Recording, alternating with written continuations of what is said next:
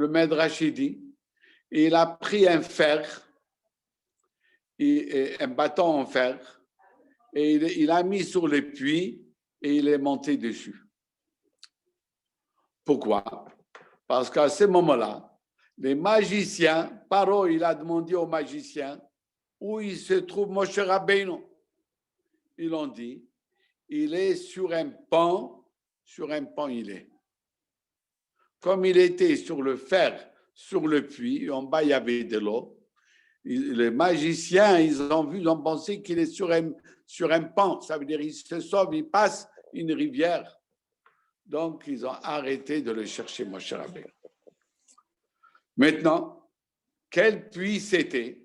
Le Zohar dit, c'était le même puits que Yaakov Avinu il a rencontré chez Lavan. Donc, c'était le même puits. Alors, Moshe Rabbeinu, il s'est mis à côté du puits. Pourquoi il s'est mis à côté du puits? Parce que il a dit, Yitzhak, où on a trouvé Rivka, à côté d'un puits. Yaakov, où il a trouvé Rachel, à côté du puits. Il a dit, Moshe Rabbeinu, moi aussi, je dois me marier. Il est parti à côté d'un puits. Et la Torah nous raconte, le Kohen Midian, le chef de Midian, Sheva Banot, il avait 7 filles. Qu'est-ce qui s'est passé avec ce chef de Midian? Ce chef de Midian, il s'appelait Yitro. Yitro était un homme d'une très, très grande connaissance, un très grand sage. Et on va voir plus tard que c'était en même temps aussi un grand idolâtre. Mais il a réalisé que l'idolâtrie, ça ne vaut rien. Alors, il a appelé les habitants des Midian et il leur a dit, jusqu'à là, j'étais votre prêtre, mais je suis vieux, choisissez un autre. Et il leur a donné tous les outils qu'il avait d'Abodazara. Et c'est tout. Il a dit, moi, je ne peux plus être votre prêtre. Alors, ils l'ont exclu. Ils l'ont exclu. Ils ont interdit à tout le monde que personne fasse du travail pour lui, ni s'occuper de ses bétails, ni travailler pour lui. Alors, comme il n'a pas trouvé des bergers pour s'occuper avec ses bétails, il va confier ses bétails à ses 7 filles. Donc, l'ancien chef des Midian, il avait 7 filles. Vatavona, les 7 filles, elles sont venues. Vatidlena, elles ont puisé de l'eau. Vatmalena et Harhatim, ils ont rempli les abreuvoirs. Les Hashkot Sonavien, pour donner à boire au petit bétail de leur père. Puisque le berger ne voulait pas s'occuper de ses bétails, c'était ses filles. Vayavo Haroim, les bergers de Midian sont venus, Vaïgarchom, et ils les ont renvoyés. Et le Midrash dit, pas seulement ils les ont renvoyés, ils ont même pris les filles pour les jeter dans l'eau. Alors, Vaya comme Moshe Rabbeinu, il s'est levé. Il a vu l'injuste. Il a dit, normalement, c'est des hommes qui puisent l'eau et les femmes donnent à boire au bétail. Ici, c'est les femmes qui puisent l'eau. Ce n'est pas juste. Alors, et en plus, ils sont venus faire du mal. Alors, Moshe Rabbeinu, il s'est levé, Vayoshian, et il les a aidés. Il les a aidés, ça veut dire qu'il a renvoyé les bergers et il les a aidés. Vayashk et sonam. Et Moshe Rabbeinu, il a donné à boire à leur bétail. Le Midrashim, ils disent même qu'ils ont renversé l'eau que les filles ont remplie dans les abreuvoirs. Et ils ont même bouché le puits pour qu'on ne puisse pas prendre de l'eau dans les abreuvoirs. Et Moshe Rabbeinu, quand il s'est rapproché et il a essayé de prendre l'eau, l'eau est montée. Alors, comme Moshe Rabbeinu il les a aidés, Vatavona el Reu el Abiem. Les 7 filles, ils sont revenus chez Reuel. Alors là aussi, il y a des discussions où c'est Yitro, il avait 7 noms, où Reuel, c'est le grand-père. Mais le grand-père, des fois, on l'appelle aussi père. Alors, ils sont venus chez Reuel.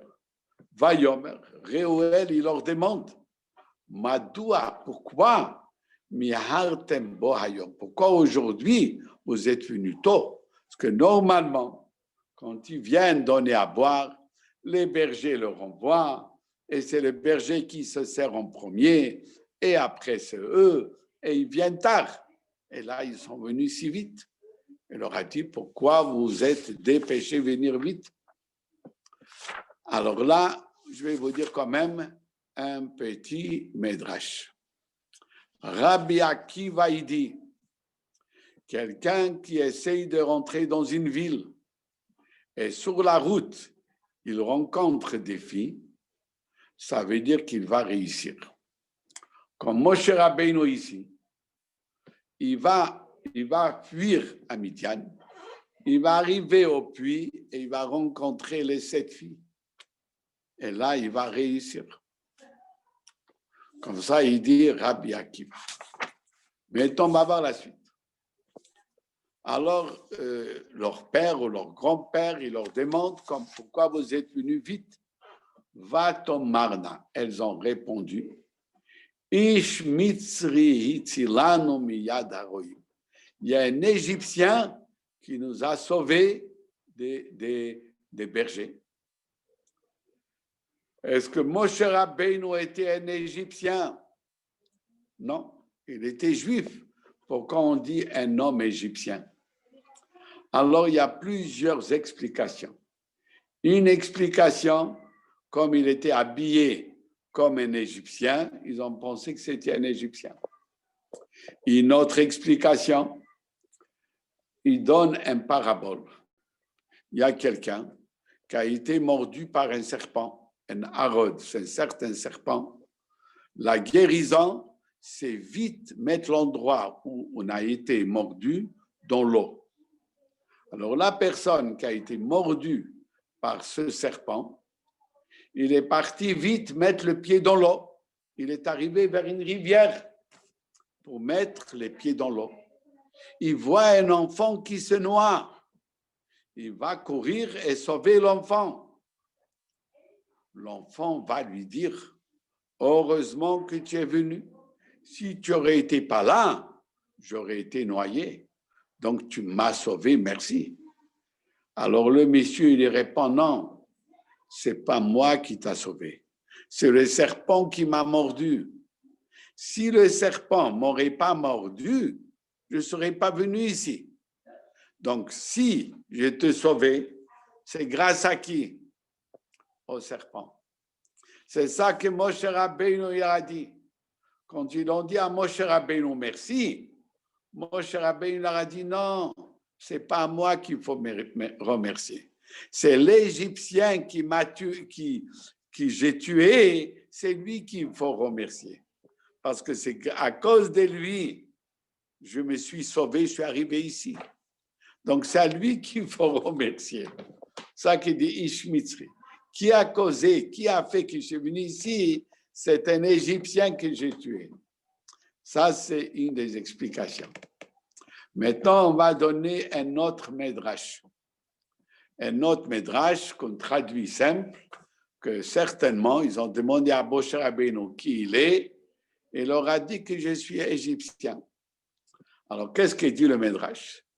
HaKadosh Baruch Hu a dit, c'est lui que quand il est en exil, il se rappelle et il dit toujours, je viens d'Israël. Lui, il mérite être enterré en Israël. Mais quelqu'un, quand on lui demande qui tu es, il dit égyptien. Il ne mérite pas être enterré en Israël. Pour ça, il dit le Midrash qu'Akadosh Baruch Hu lui a dit, Yosef, quand il était, comment il s'appelle, quand il était en prison, et le Saramash qui m'a rêvé, Moshe Rabbeinu, il a dit, pas Moshe Rabbeinu, Yosef Hatzadik, il a dit au Saramash, j'ai été volé, mais Eretz Ivrim, je viens de Ivrim, je suis un Ivri, je suis juif. Pour ça que les ossements de Yosef ont été amenés en Israël. Alors ils ont dit, un Égyptien nous a sauvés, c'est-à-dire il nous a sauvés, ils ont voulu nous faire du mal, et il nous a sauvés à nous. Vegam dalo dalalano. Il a puisé de l'eau 2 fois, dalo dala. Ça veut dire, il a puisé pour donner à boire à nos bétails. Et dalalano, nous aussi, il nous a enlevé du trou, ils nous ont jetés aussi dans le trou. Ou une autre explication, il a puisé pour nous et il a puisé pour les bergers aussi. Il a fait gentillesse pour tout le monde. Bayash ketatson, et c'est lui qui a donné à boire à nos bétails. Bayomer el benotav, Reuel, selon une explication, c'est Yitro. Selon une autre, c'est le père de Yitro. Il va dire aux filles, Ve'ayo, où il est ce monsieur? Lamazé azaftem et taïsh, pourquoi vous l'avez abandonné? Kirenlo, appelez-le, ve'yochalachem, qui vient manger avec nous. Qu'est-ce que ça veut dire qu'il vient manger avec nous? Il y a 2 traductions. Ou simplement il va manger chez nous, puisqu'il vous a sauvé, il mérite qu'on l'invite manger. Ou il va manger du pain, ça veut dire il va épouser une de vous. Alors, qu'est-ce que dit le Midrash? Que Tzipora, elle a couru vite et c'est elle qui a fait venir Moshe Rabbeinu. Tzipora, elle a couru vite comme un tzipor, comme un oiseau. Elle est partie vite chercher Moshe Rabbeinu. Vayoel Moshe, la chèvre était taïch. Moshe Rabbeinu, il était d'accord d'habiter ici. Et là, la Torah va dire en quelques mots, aïe, il est tard, va dire en quelques mots, et après, on va voir qu'est-ce que, ici, jusqu'à la suite, Vaïtene Tzipora Vito, le Moshe, il a donné Tzipora, sa fille, comme femme à Moshe. Entre les deux, il y aura une longue histoire qu'on va raconter demain. Alors, bonne soirée et merci à tout le monde. On était combien aujourd'hui? Oui, tu vois, donc moi, parce qu'il y avait également... On était combien aujourd'hui? Donc, j'ai fait comme s'il y avait rien et j'ai continué. Okay. Alors, merci à tout le monde. Merci, Rabbi. Merci à tout le monde et bonne santé.